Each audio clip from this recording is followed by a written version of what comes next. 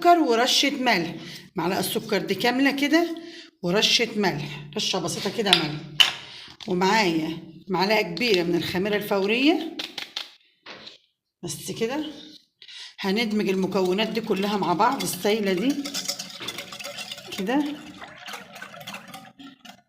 والبيض المفروض تحط بيضتين، يعني المفروض هنا تحط بيضتين ندمجهم هنا.